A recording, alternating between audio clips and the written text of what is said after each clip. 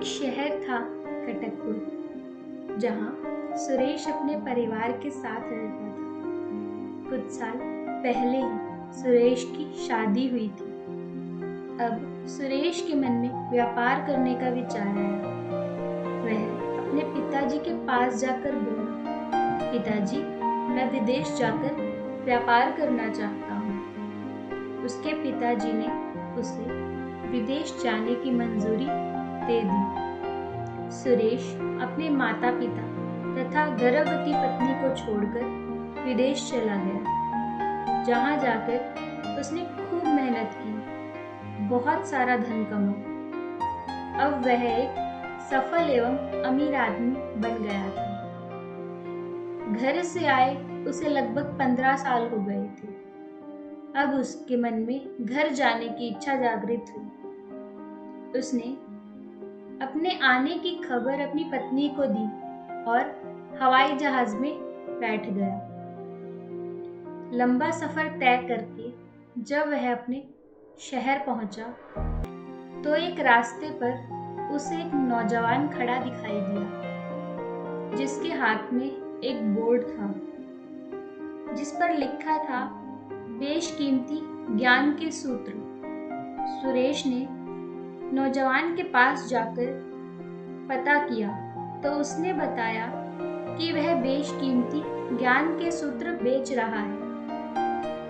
तो सुरेश ने कहा, एक ज्ञान का सूत्र मुझे भी दे दो। तो नौजवान ने कहा, मेरे एक सूत्र की कीमत 100 सोने के सिक्के हैं। सुरेश को थोड़ी कीमत ज्यादा लगी, परंतु उसने उससे एक सूत्र खरीद लिया। तो नौजवान ने उसे सूत्र दिया कि कोई भी कार्य करने से पहले 2 मिनट जरूर सोच लेना। सुरेश ने यह सूत्र अपनी डायरी में लिख लिया और अपने घर की ओर चल पड़ा।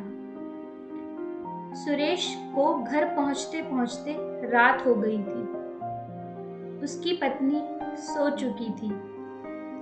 सुरेश ने सोचा, इतने सालों बाद लौटा हूँ, जाकर अपनी पत्नी को चौंका देता हूँ। सुरेश सीधा उसी कमरे में गया जहाँ उसकी पत्नी सो रही थी, परंतु वहां का नजारा देखकर वह चौंक गया। उसने देखा कि उसकी पत्नी के साथ एक युवक सो रहा था। वह गुस्से से आग बबूला हो गया। उसने सोचा, मैं विदेश में रहकर इसकी चिंता करता रहा और यहाँ यह अन्य पुरुष के साथ सो रही है। आज तो मैं इन दोनों को जिंदा नहीं छोड़ूंगा। सुरेश ने गुस्से में अपनी तलवार निकालकर दोनों पर वार करना चाहा। तभी उसे 100 स्वर्ण सिक्कों के बदले में जो ज्ञान का सूत्र मिला था, उसकी याद आ गई,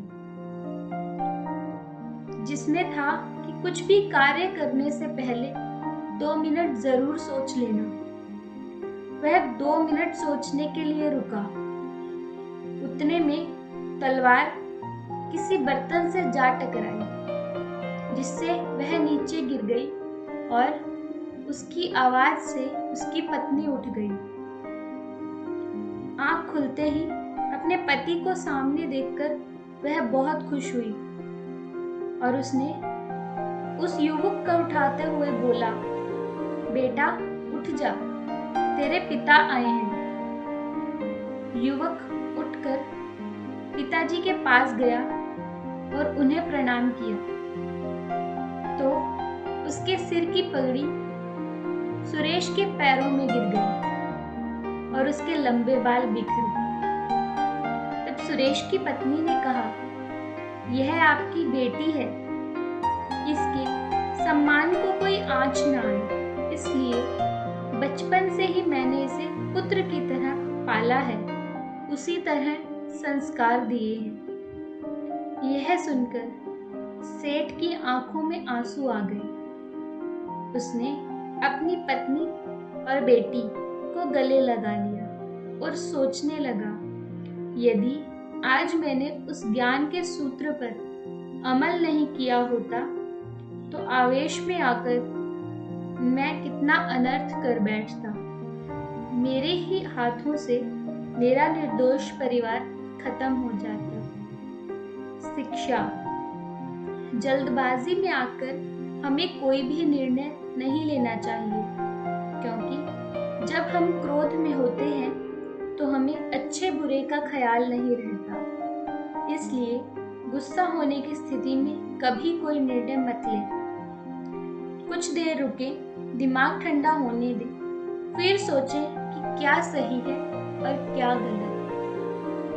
धन्यवाद।